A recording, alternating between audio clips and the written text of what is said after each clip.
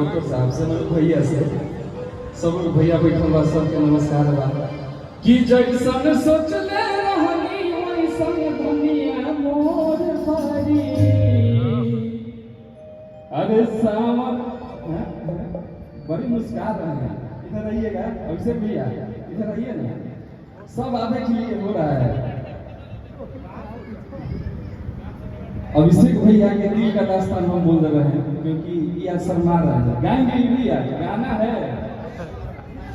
कि जैसन सोचले रहनी कि जैसे मिल गया सही में बहुत प्यारा जोड़ी बा और भगवान करे आप खावे वाली के दरबार में जरूर जाइएगा और ये जोड़ी ऐसे ही बनल रहे कि जोड़ी बनल रहे दुल्हा दुल्हनी कि जोड़ी बनल रहे दुल्हा दुल्हनी असमधि समधि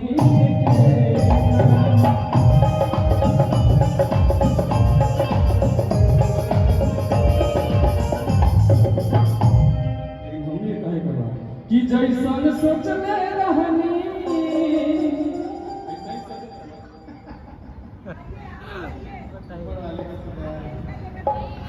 ऊपर वाले का तरह ये गाएगा ना यही बात ही गई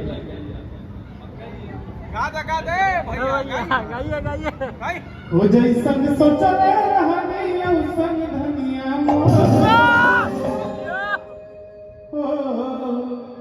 अरे सावन गोर बारे हो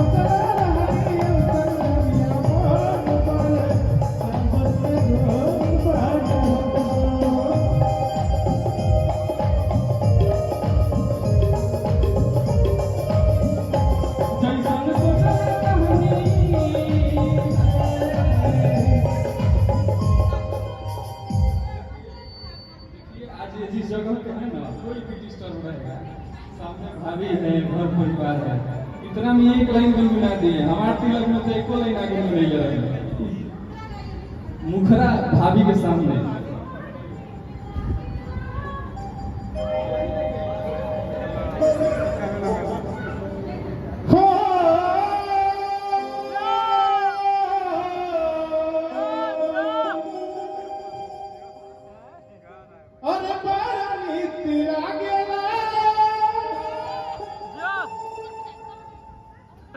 अरे सोते जी के बोलिया जब सराइल बारे तू हमारो के गलिया हो बन